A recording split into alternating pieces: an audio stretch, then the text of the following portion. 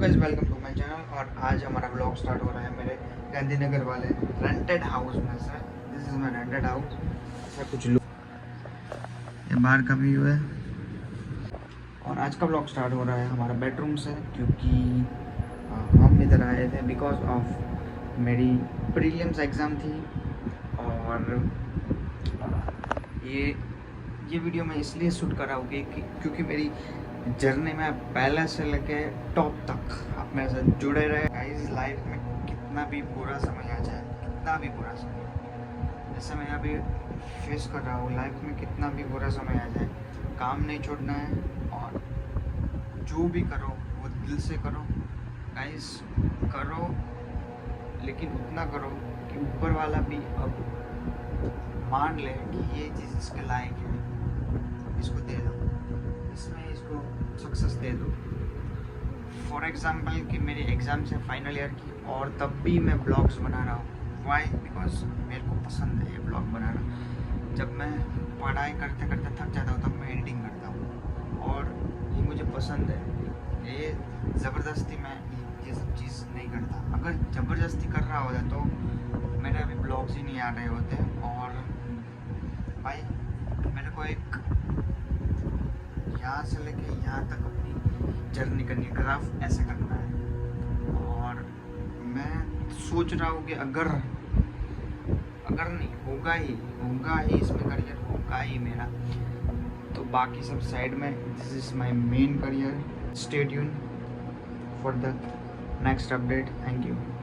मैं आपको आज बताऊंगा कि मैं कैसे क्वेश्चंस पढ़ता हूँ और मैं कैसे याद रखता हूँ। और पेरियो में मैं ये पढ़ रहा हूँ, पेरियोडोंटल एब्सेस। ओके, तो फर्स्ट मैं ये सोचता हूँ कि पेरियोडोंटल एब्सेस क्या है।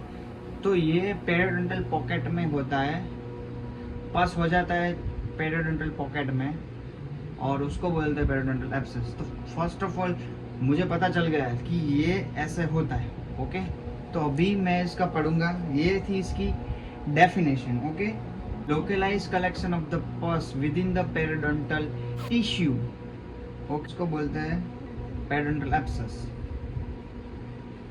और ये होता कहाँ पे? जहाँ ऑलरेडी पेरियोडोंटल पॉकेट होता है उसके अंदर होता है, या फिर नए हेल्दी पेरियोडोंटल टिश्यू में होता है। Okay, done. देन मैं आपको इसका क्लासिफिकेशन कैसे याद करते हैं वो मैं आपको सिखाता हूँ। देखना है कि एब्सेस है। ओके, तो एब्सेस कहाँ पे है, कैसा है, किस टाइप का है। ओके, फर्स्ट इसमें आता है periodontal according to a course, तो ये एक्यूट है कि क्रोनिक है।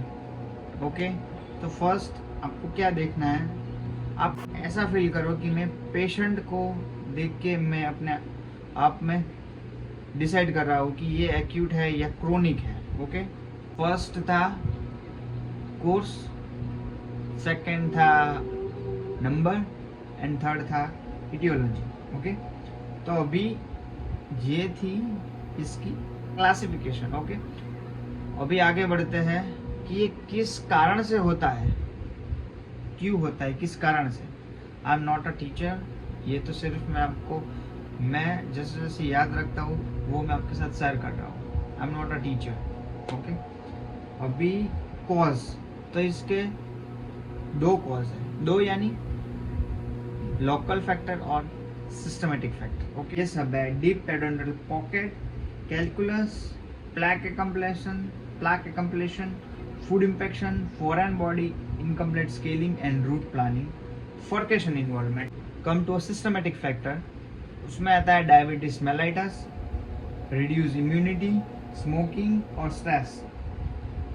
लोकल फैक्टर में फर्स्ट था deep periodontal pocket, calculus, plaque एक्कम्प्लेशन, foreign body like tooth brush bristles.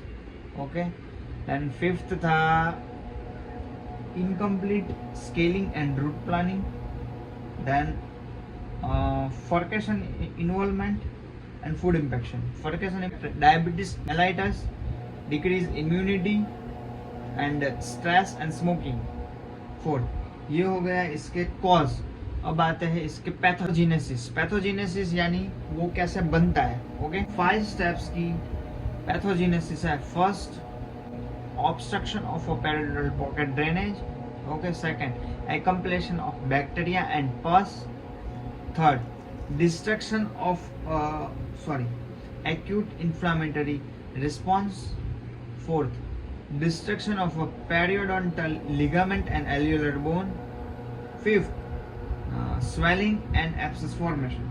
Okay, अब come to a clinical feature में आता है signs and symptoms.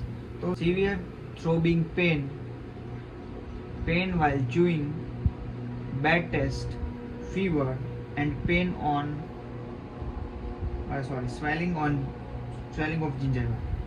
First, severe throbbing pain on chewing, bad taste, fever and inflammation of gingiva. ये थे इसके symptoms. Now come to a sign. आपको कैसा दिखता है? Localise red smooth swelling. Okay, tenderness on palpation, pus discharge on pressure, deep periodontal pocket, tooth mobility, bleeding on probing, regional lymph node enlargement. Occasionally ये होता है, regional lymph node का enlargement occasionally होता है. Localised red smooth swelling, tender on palpation, tenderness on palpation, discharge of pus on pressing. Okay, and deep periodontal pocket, tooth mobility, bleeding on probing and regional lymph node enlargement. Okay, अब इसके radiographic features देखेंगे. सभी को ये चीज़ समझ में नहीं आएगी, आई नो, लेकिन जो BDS में है उसको ये काफ़ी अच्छी तरीके से समझ में आएगा कि ये क्या मैं बोल रहा हूँ और क्या कर रहा हूँ और कितनी इजी लैंग्वेज में एक्सप्लेन कर रहा हूँ. एक्सप्लेन तो नहीं कर रहा, मैं सिर्फ याद रखने के लिए ये सब कर रहा हूँ. Then radiographic feature, widening of a periodontal ligament space, vertical angular bone loss, furcation radiolucency. Chronic lesion may be shown, so more obvious bone destruction. Widening of a periodontal ligament. Okay. Second था vertical and angular bone loss. Okay. Third, furcation radiolucency if present. Okay. And last, chronic lesion may show more obvious bone destruction. Diagnosis, first history, then clinical examination, third periodontal probing, fourth pus exudation, fifth pulp vitality test and sixth radiography. Differential diagnosis में आता है periodontal abscess, gingival abscess, pericoronitis, endodontic lesion. Management है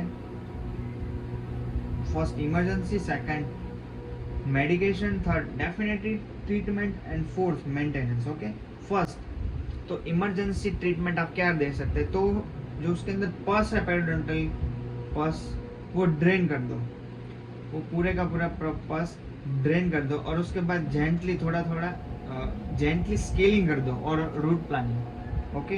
and third, उसको साफ कर दो, irrigated with a saline और antiseptic solution. तो इमरजेंसी ट्रीटमेंट में आप क्या कर सकते हो? पस को पूरा ड्रेन कर दो.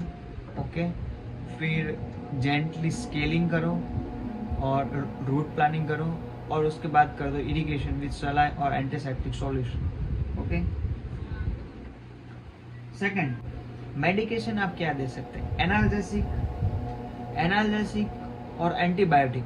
एंटीबायोटिक क्यों दे सकते हैं? तो कि फीवर के लिए, cellulitis, only if fever, cellulitis, diffuse swelling, immunocompressed patient.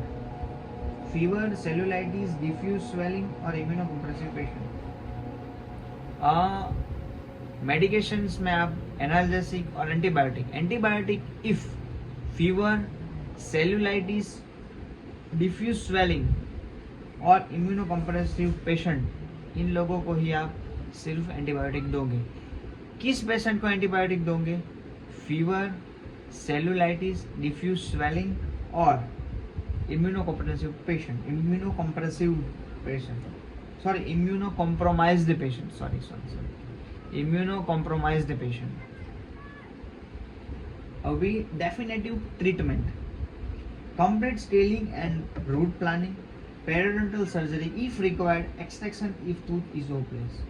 Last stage, maintenance stage, oral hygiene instruction, regular periodontal maintenance, regular recall to dentist, control systematic disease.